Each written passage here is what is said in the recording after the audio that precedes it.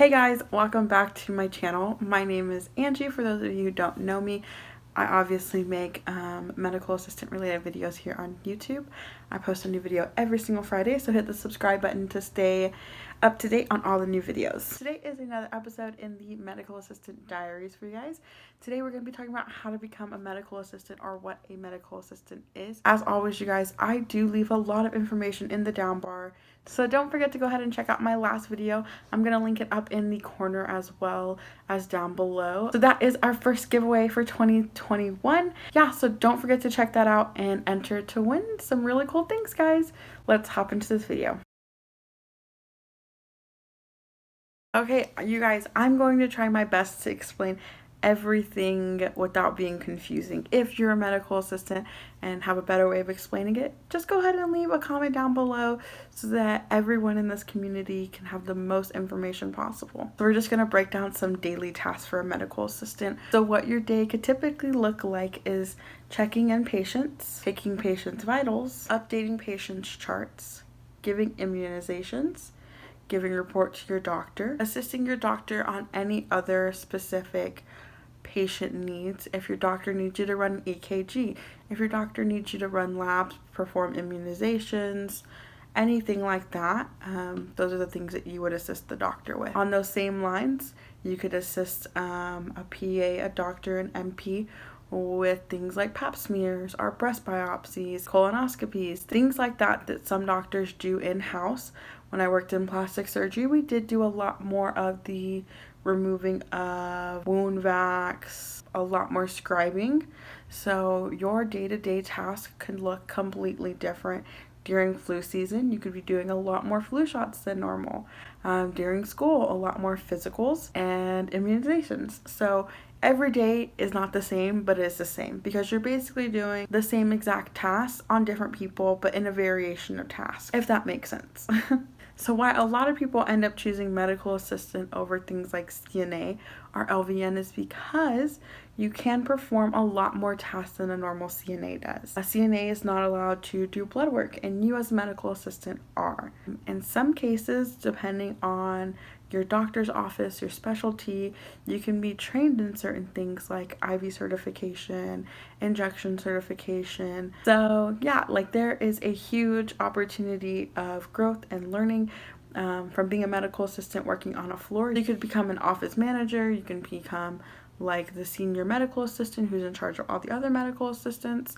Personally, I have chosen to use medical assistant as a stepping stone into becoming a nurse. So being able to get my foot in the door with doctors' offices, I know the specialty that I want to go in to is dermatology or plastic surgery. So being able to already have had my foot in the door with the plastic surgeon and being able to learn terminology and procedures, things like that have been a huge stepping stone as I continue my journey and furthering my education. But I do know so many medical assistants that have been medical assistants for years and love it. So let's talk a little bit about school, you guys. So depending on your area, your school could be anywhere from 6 to, a year and a half long program.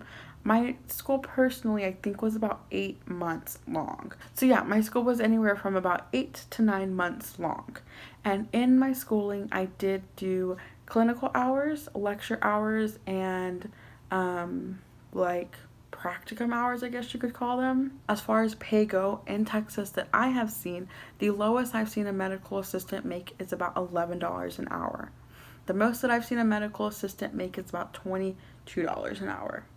Just depending on your specialty, depending on your doctor's office, and depending on your experience.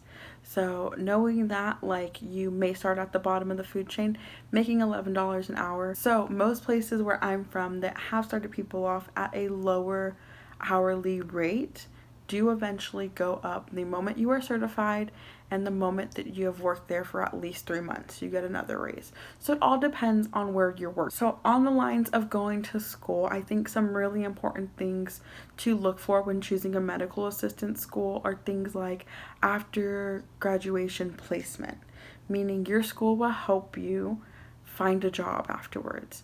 The crazy thing about when I graduated is I graduated in February. So then the city closed down and all elective surgeries got canceled, which meant my practice was closed.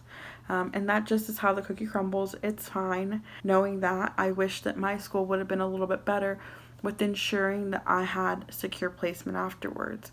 Again, nobody expected us to go into a global pandemic, but sometimes it's good to have people that are watching your back and making sure that those bases are covered.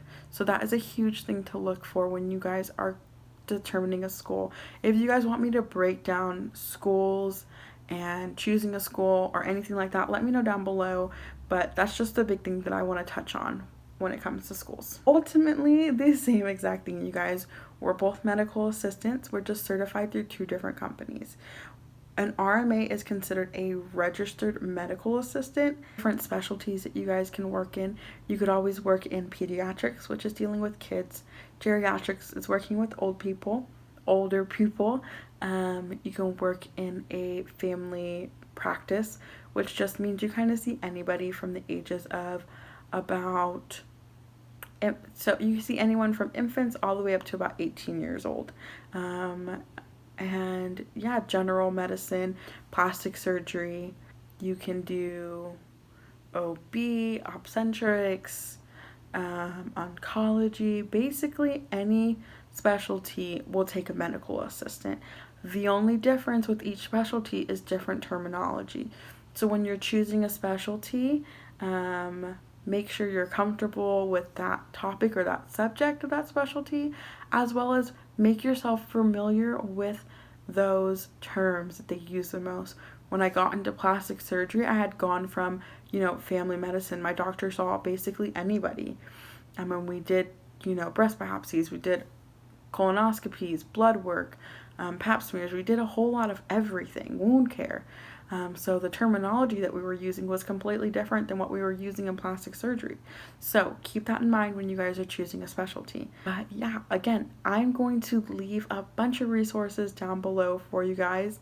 So I hope that helps. But I just wanted to get a video up here on, how to become a medical assistant, what a medical assistant really is, so that you guys, have a little bit more information on what those daily tasks of a medical assistant looks like. Ultimately, you guys, it's about going to school, passing your exam, and being the best employee you can be. Is going to make you become the most successful medical assistant you can be. I hope all of that information helped you guys. If you have any questions or have any requests, leave them down below. Don't forget to follow all of my social medias. Don't forget to enter in our giveaway. The giveaway does end on February 1st, so go ahead and check that out, and I'll see you guys later.